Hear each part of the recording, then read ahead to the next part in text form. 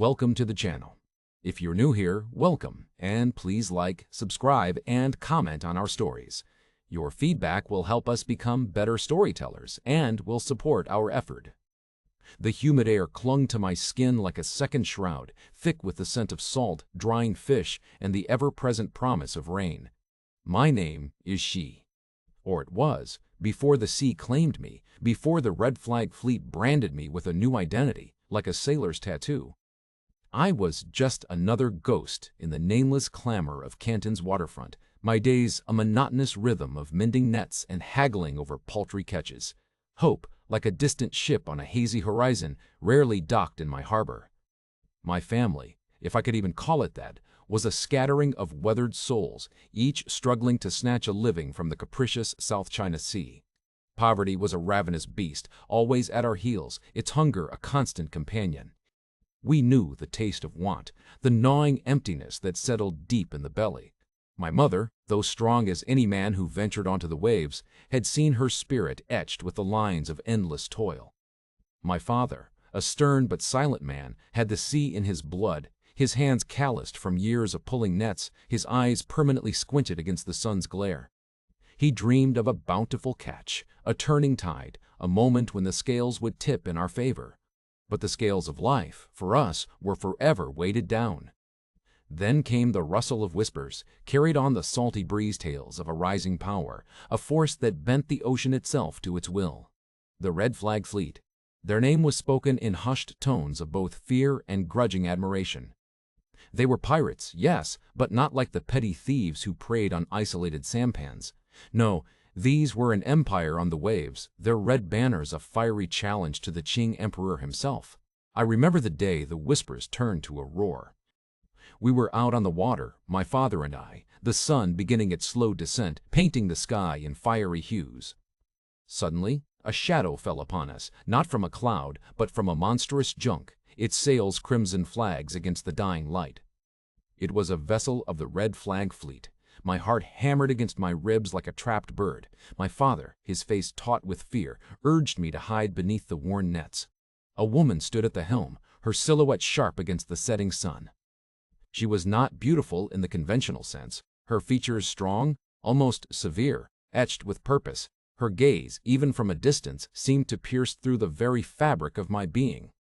There was a quiet intensity about her, a coiled power that radiated outwards. This was Zheng Yi Sao, the pirate queen. The whispers had barely done her justice. She didn't speak with a booming voice, but with a quiet authority that resonated across the waves. Her words, when they finally came, were for her crew, a calm command that brought swift, disciplined action. They moved with an efficiency I'd never seen from any crew, each man a cog in a perfectly oiled machine. This was not chaos, this was command. Later, I heard stories of how she had risen, not from nobility or ancient lineage, but from the depths of hardship, much like myself. A former fisherwoman, some said, others whispered of a brothel. It didn't matter. What mattered was her presence, her undeniable grip on the reins of an empire formed on the water. My encounter with the Red Flag Fleet was brief, but it ignited a spark within me.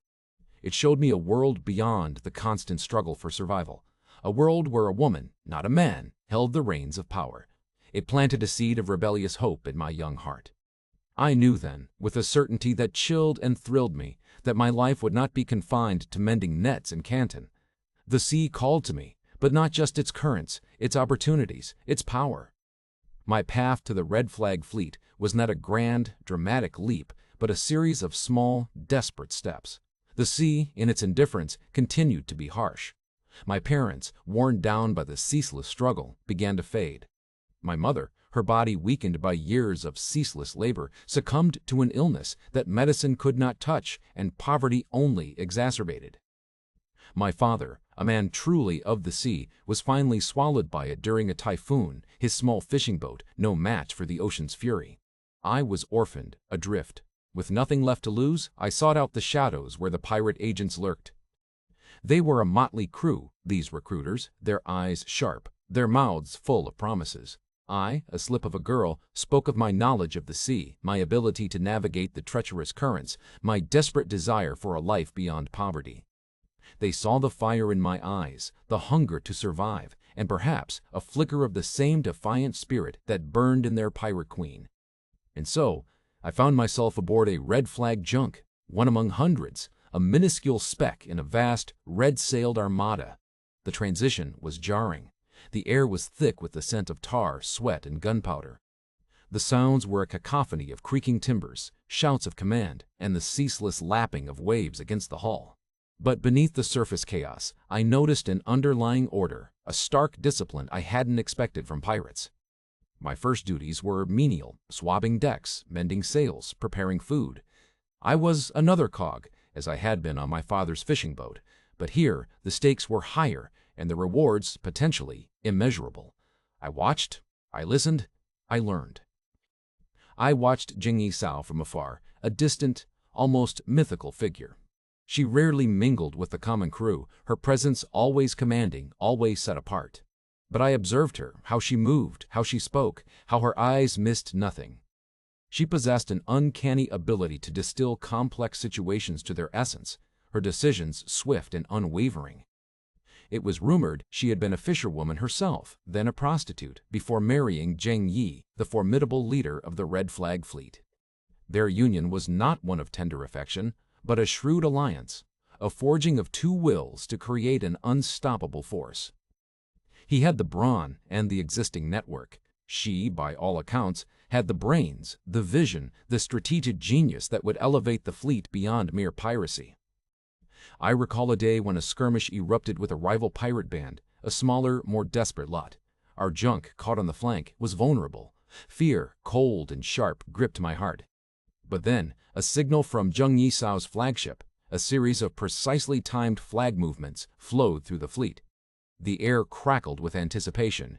With breathtaking coordination, our junks maneuvered, a deadly dance on the water. We encircled them, trapped them, like fish in a net. The battle was swift, brutal, and decisive. We won. I saw then that the Red Flag Fleet was not just a collection of ships and men. It was a living, breathing organism guided by a singular, brilliant mind. Slowly, almost imperceptibly, I began to rise from the anonymity of the common sailor. My keen eyes, honed by years of watching the sea for the slightest change in current or squall, proved useful in spotting distant sails or predicting shifts in the wind. My quick mind, accustomed to making snap decisions in moments of danger, allowed me to understand complex orders and execute them without hesitation. I absorbed everything, every tactic, every command, every whispered strategy.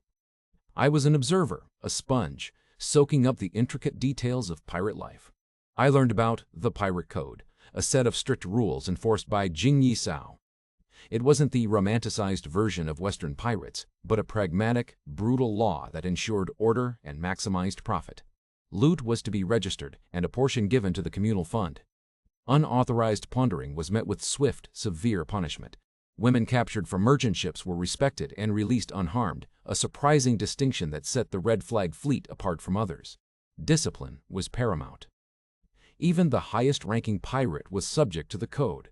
This was not wanton lawlessness. It was a meticulously constructed societal framework designed to maintain control over a vast, motley crew.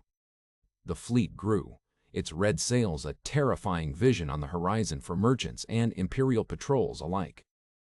Each successful raid, each outmaneuvered warship, solidified Jing Yisao's reputation, not just within the fleet, but across the entire South China Sea.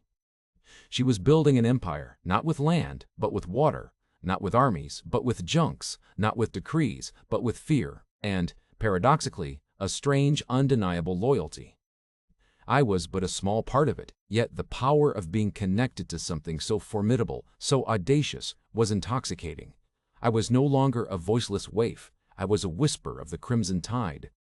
The news spread through the fleet like wildfire, a chilling whisper that snaked through every deck and cabin. Zheng Yi was dead. A sudden squall, a treacherous current, a capsized vessel. The details were debated, but the outcome was undeniable. The formidable leader, the man who had forged this empire, was gone. A palpable tension descended upon the fleet, a vacuum of power. Pirates, driven by ambition and greed, are rarely united without a strong hand at the helm. Factions began to emerge, whispers of succession, of splintering, of the mighty red flag fleet dissolving into chaotic banditry. Fear mingled with uncertainty. Would the empire built on water crumble? But then a different whisper began to spread, one of resolve, of iron will. Jing Yisao. It was her name, spoken with a mixture of reverence and unease.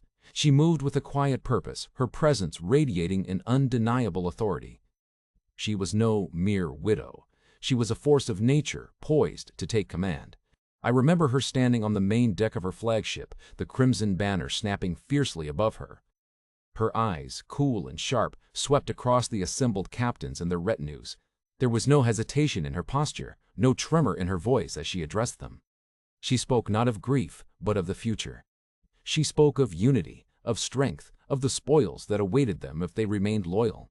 Her masterstroke, the move that solidified her control, was her alliance with Chung Po-tsai, Zheng Yi's adopted son. Chung Po-tsai was a popular figure, a charismatic young leader with a loyal following. By forming an alliance with him, a strategic marriage of convenience more than affection, she neutralized a potential rival and brought his considerable influence under her banner. It was a brilliant tactical maneuver, a testament to her shrewd understanding of power dynamics. He brought her loyalty. She brought him the undeniable authority that only she possessed. The days that followed were a whirlwind of consolidation. She held court, not in a grand palace, but on the deck of her flagship, her decisions swift and final. She reaffirmed the pirate code, tightening its strictures, ensuring that every renegade impulse was met with an iron fist. Any dissent, any challenge to her authority was crushed with brutal efficiency. Examples were made, swiftly and without mercy, that sent a clear message: her rule was absolute. Under her command, the Red Flag Fleet not only maintained its dominance, but expanded it. Her strategic brilliance was undeniable. She understood the currents, the winds, the shallow passages that were death traps for larger imperial ships. She knew when to strike, when to retreat, when to press the advantage. She moved with the cunning of a seasoned chess master, always several moves ahead of her adversaries. One such instance, forever etched in my memory, involved a daring raid on a coastal town, heavily fortified with imperial troops. The intelligence gathered by her network, a clandestine web of spies and informants, was impeccable. She knew the shifts in the guard, the weak points in the defenses, the exact moment to strike. Under the cloak of a moonless night, our smaller, swifter junks slipped past the coastal patrols. We moved like phantoms, our silent oars barely disturbing the water. The attack was swift and decisive. The imperial forces, caught completely off guard, crumbled before our ferocity. The spoils were immense: silver, silks, provisions. But more than that, it was a profound psychological victory, a message sent to the emperor himself. Nowhere was safe from the Empress of the Sea. She created a quasi-government on the waves, a mobile empire. Merchants paid tribute to sail safely through her waters. Fishermen brought her a portion of their catch. Even some impoverished villages, tired of the Qing dynasty's neglect and corruption, found a strange kind of protection under her crimson banner. She provided a brittle form of order, a system of taxation, a brutal yet effective form of justice. She solidified her control through shrewd alliances, brutal force, and a captivating charisma that commanded loyalty, even from those who feared her. I was no longer just a deckhand. My observational skills had been noted, my quick thinking rewarded. I found myself moved into the intelligence-gathering network, moving between fishing villages and bustling ports, listening to whispers, piecing together fragments of information. I learned to read the subtle shifts in people's eyes, the unspoken fears, the hidden desires. I became her eyes and ears on land, feeding her the vital information that enabled her to outmaneuver her enemies. It was a dangerous game, but the stakes were worth it. I was part of something grand, something terrifyingly magnificent. The Red Flag Fleet was not just a fleet, it was a phenomenon, and Zheng Yisao was its undeniable, unyielding heart. The Qing dynasty, for too long, had dismissed the Red Flag Fleet as a mere nuisance, a band of renegades that would eventually succumb to internal strife or imperial might. How wrong they were! Under Zheng Yisao, the fleet had not only survived, It had flourished, becoming a formidable power, striking at will, disrupting trade, and, most unforgivably, humiliating the emperor's navy. The time for dismissal was over. The time for war had come. The imperial navy, bolstered by European advisors and a few modern, though cumbersome warships, was sent forth with one clear command: crush the pirate menace. The sea, which had been our haven, became a battleground. I remember the oppressive heat of the summer sun, a molten disk in the sky, as the first great confrontation loomed. The Battle of the Tiger's Mouth, they called it later, though to us it was simply the coming storm. Our scouts had reported their vast numbers, scores of imperial junks, their sails emblazoned with the dragon emblem, flanked by a few sleek Portuguese frigates and even a British vessel or two, their cannons bristling like the spines of some monstrous sea creature. My heart pounded, a frantic drum against my ribs. This was no skirmish. This was the ultimate test. Zheng Yi Sao, calm amidst the mounting tension, had assembled her captains. Her words were few, but each one cut through the fear like a sharpened blade. She spoke of our intimate knowledge of these waters, the treacherous shoals, the shifting currents, the hidden coves. She spoke of their lumbering, ponderous warships, easily outmaneuvered. She spoke of unity, of discipline, of fighting not just for spoils, but for our very way of life. Her brilliance lay not in brute force, but in cunning. She knew her fleet's strengths, speed, agility, and a profound understanding of the complex waterways of the Pearl River Delta. She also knew the enemy's weaknesses, their arrogance, their unfamiliarity with the local currents, and their reliance on linear tactics. The battle began, a maelstrom of cannon fire and the screams of dying men. The air grew thick with smoke and the stench of burnt powder. The imperial fleet, in their predictable formation, advanced. But Zheng Yi Sao had prepared a trap. She had positioned her lighter, faster vessels among the shallows and intricate channels where the deeper-drafted imperial ships dared not venture. From my position, relaying messages between our ships, I watched in awe. From afar, the battle looked like utter chaos, a swirling vortex of ships. But up close, it was a precise, deadly ballet orchestrated by the pirate queen. Our smaller vessels darted in, firing devastating broadsides, then retreating into the maze of waterways before the imperial guns could bring their full force to bear. We were mosquitoes, stinging again and again, weakening the mighty dragon with countless small, precise attacks. The Portuguese and British ships, believing their superior firepower would carry the day, charged forward, their cannons spitting fire. But they were unfamiliar with the shifting sands and treacherous currents. Zheng Yi Sao, anticipating their aggressive pursuit, had strategically placed decoy flags and markers, luring them into a deadly trap. One imposing Portuguese frigate, its sails proud, ran aground on a hidden sandbar, its massive hull shuddering with a death rattle. It was a sitting duck. Our surrounding junks swarmed it, boarding parties swarming over its sides like angry ants. The cries of battle turned to screams of desperation. The battle raged for days, a relentless trial of endurance and skill. We fought from dawn until dusk, retreating under the cover of night, only to reappear with renewed ferocity at first light.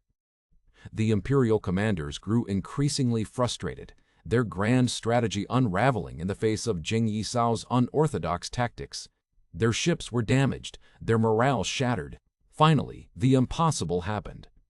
The combined forces of the Qing dynasty, the proud Portuguese and the mighty British, were forced to retreat, their tails between their legs, their grand armada in disarray. We had won. The Empress of the Sea had defeated a coalition of empires.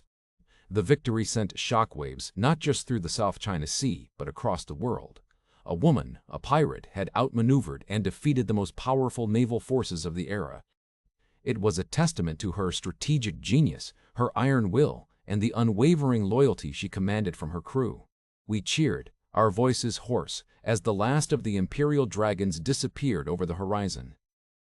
The blood, sweat, and tears were worth it. This victory was not just about survival, it was about triumph, about proving to the world that even an empire built on land could be brought to its knees by an empire built on courage and cunning on the raging waves. I felt a surge of pride, a burning realization that I was part of something truly legendary. The victory at Tiger's Mouth was resounding, but even the Empress of the Sea knew that endless war, no matter how glorious, was unsustainable. The Qing dynasty, though humiliated, possessed limitless resources and an unyielding will. They would return, stronger, more determined. Zheng Yisao was a master strategist, and part of strategy is knowing when to press an advantage and when to negotiate.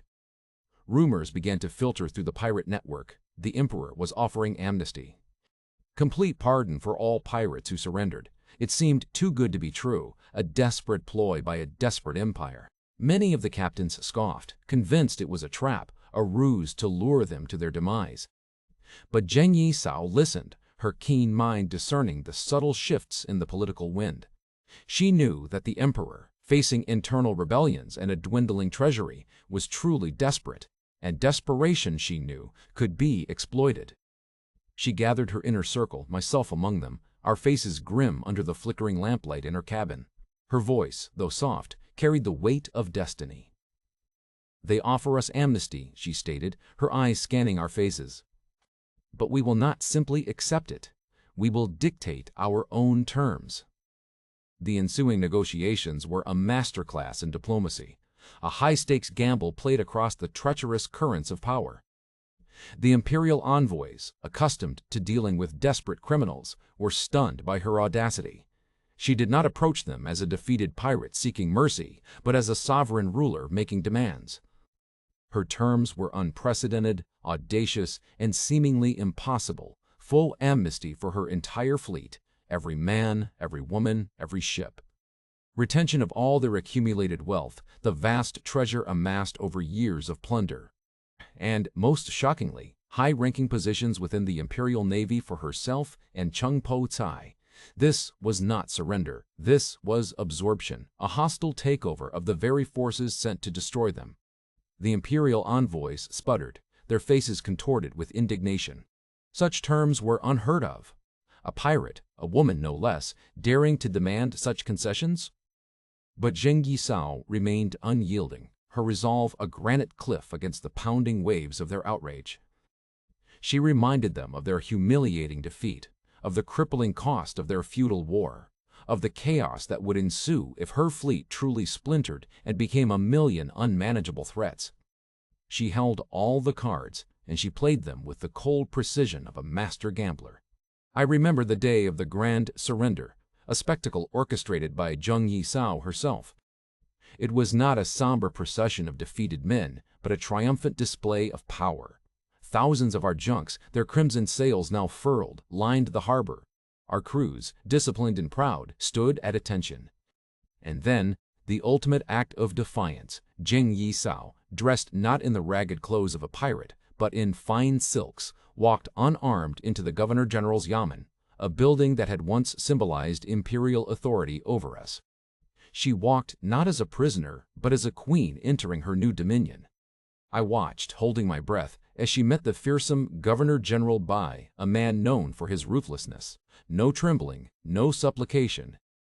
Her chin was held high, her gaze unwavering. She sat opposite him, eye to eye, negotiating face to face, not through intermediaries. The scene was legendary before it even concluded. It was a raw display of courage, of confidence, of a will that bent even imperial might. The negotiations were tense, stretches of agonizing silence punctuated by heated debates. But ultimately, the emperor's desperation outweighed the governor-general's pride. They agreed. Every pirate was pardoned, every treasure held. Chung Po Tsai given a high military command, and Zheng Yisao too received an imperial title and a generous pension. She had not only survived, she had triumphed, not through endless bloodshed, but through the sheer force of her intellect and will. The surrender was not an ending, but a transformation. The Red Flag Fleet, once a terror, now became a legitimate, albeit still formidable, branch of the Imperial Navy. Many of the pirates, myself included, took the amnesty. The transition was strange, like shedding a familiar skin, but it was a path to peace, a promise of a life free from constant war. Zheng Yisao had outmaneuvered not only her enemies but history itself, bending it to her will. She had swapped the pirate's cutlass for the diplomat's pen and won. It was a victory far sweeter, far more profound than any battle could provide. Life after the surrender was a landscape alien yet strangely peaceful. The constant thrum of battle, the ever-present threat of imperial warships, the gnawing anxiety of the pirate's life, all were gone. Zheng Yisao, true to her nature, did not simply fade into obscurity. The woman who had commanded 70,000 pirates and outwitted an empire was not one to sit idly by. She settled in Canton, the very city whose waters she had once terrorized, a city that now offered her a peculiar kind of respect. She did not live in a grand palace, but comfortably, discreetly. Her empire had been vast, but her true wealth was not just in silver and silks, but in her shrewd mind and her undeniable business acumen. She quickly established herself in the salt smuggling trade, a lucrative, if still slightly illicit, venture. The irony was not lost on me. The woman who had once defied imperial taxes now deftly navigated their loopholes. Her vast network of contacts and her profound understanding of logistics, honed by years of running a pirate fleet, making her incredibly effective. She also opened a gambling house, a bustling hub where merchants, officials, and former pirates mingled, their fortunes won and lost on the roll of a dice. She ran these ventures with the same efficiency and sharp intellect that had defined her piratical career. She was still an empress, though her dominion had shifted from the high seas to the bustling markets and shadowy alleys of Canton.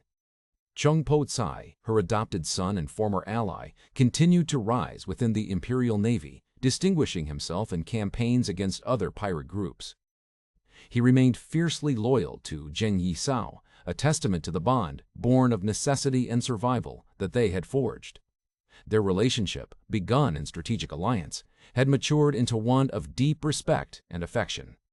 He became a symbol of the successful integration, a former pirate becoming a respected imperial officer, all thanks to her audacious negotiation.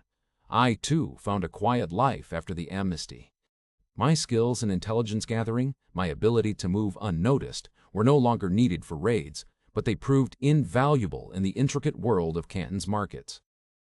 I worked as a liaison for merchants, a fixer of sorts. My past as a pirate, a silent, unspoken testament to my resilience and my understanding of the city's hidden currents. I often saw Zheng Yisao, sometimes from a distance, sometimes closer, in the marketplace, her eyes still sharp, her posture still commanding. She was a legend, walking among mere mortals, her past a whispered epic. She lived a long and prosperous life, dying in her 60s, not in a bloody battle, but peacefully in her bed, surrounded by her family. It was a fate almost unimaginable for a pirate queen, a testament to her genius. She had stolen not only riches, but time, building a future for herself and her kin that defied every expectation.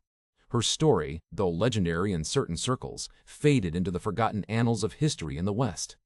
Lack of systematic documentation, the patriarchal lens through which history was often written, and the nature of piracy itself contributed to her relative obscurity. Yet her legacy, though unwritten in many grand narratives, permeated the very air of the South China Sea. Stories of the pirate queen, passed down from generation to generation, woven into the fabric of sea shanties and cautionary tales, ensured that her name, if not her full story, lived on. The sun dips below the horizon, painting the sky in fiery hues of crimson and gold, mirroring the red sails that once dominated these very waters. The South China Sea, still vast and unforgiving, whispers tales of the past, echoes of a time when an empire, powered not by land but by sheer will, rose from its depths. This is the enduring legacy of Zheng Yisao, the Empress of the Jade Sea, a woman who bent the narrative of history to her formidable will. Her story, often confined to the footnotes of academic texts or the thrill of pirate lore, holds profound relevance even today. It is a resounding testament to leadership, not just in the traditional sense of armies and empires, but in the truest sense of guiding, inspiring, and conquering. She commanded not through inherited title but through raw intellect, strategic brilliance, and an unwavering resolve. What can a 19th century pirate teach us about ambition today? Everything. She teaches us that true power lies not in the crown one wears, but in the mind one possesses and the courage one displays. She soared past obstacles that would have crushed lesser individuals. From humble beginnings, a woman in a deeply patriarchal society, she rose to command the largest pirate fleet in history. Her life defies simple categorization. She was a ruthless pirate, yes, but also a meticulously organized leader, a brilliant tactician, and a shrewd negotiator. She was a woman who dared to challenge the established norms, to carve her own path in a world that sought to confine her. For any woman, or indeed anyone who has ever felt overlooked, underestimated, or confined by societal expectations, Zheng Yi Sao is an anthem of defiance. Her strategic thinking was a masterclass. She understood the ebb and flow of power, the subtle currents of human nature. She knew when to strike with overwhelming force, when to retreat to regroup, and when to parley, turning potential defeat into unprecedented triumph. Her ability to transition from fierce warrior to cunning diplomat, securing not just her own freedom but that of her entire fleet, speaks volumes about her adaptable genius. It reminds us that often the greatest victories are not won on the battlefield, but at the negotiation table, with wit as sharp as any blade. The power of the individual, often lost in the grand sweep of history, shines brightest in her tale. Empires rise and fall, great battles are fought, but sometimes an ordinary person, armed with extraordinary will, can reshape the very fabric of their time. She was not a queen by birth, but she carved out a kingdom on the sea, leaving an indelible mark on an entire region. And so, as the last rays of sunlight vanish from the horizon and the stars begin to pepper the vast canvas of the night sky, we are left with the echoes of Zheng Yi Sao. Her silent ships may be long gone, reduced to folklore and legend, but their crimson sails still catch the wind in the imagination.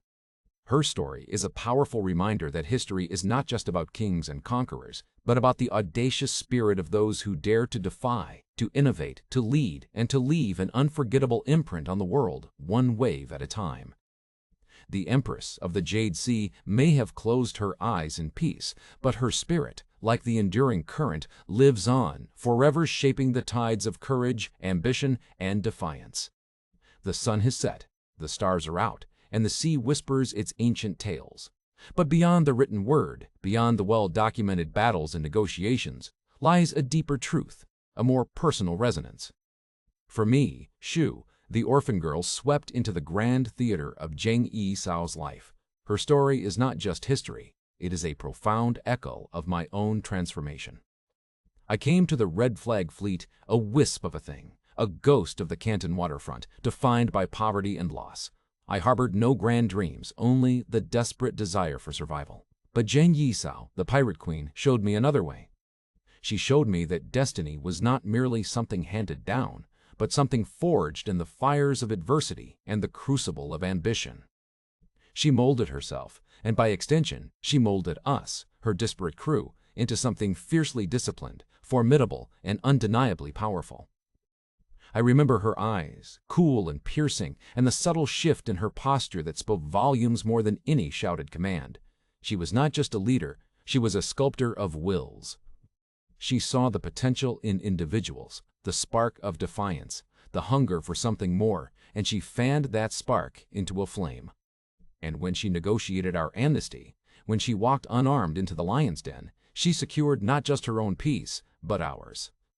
She offered us a path home, a way to reclaim a semblance of normal life, a life free from the constant threat of imperial retribution. She gave us, her loyal followers, a future. Today, as I walk the bustling streets of Canton, no longer fearing the gaze of imperial soldiers, I carry her legacy within me. It is not tattooed on my skin, but etched into my very being.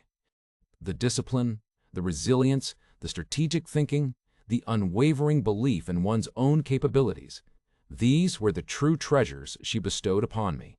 The echoes of her life resonate in the soft lapping of the waves against the shore, in the scent of salt carried on the evening breeze, in the defiant glint in the eyes of those who refuse to be defined by their circumstances.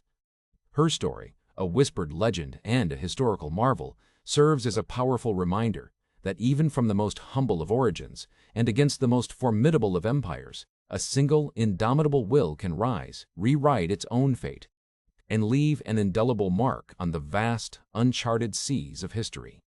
The Empress of the Jade Sea may be gone, but her spirit, like the enduring current, lives on, forever shaping the tides of courage, ambition, and defiance.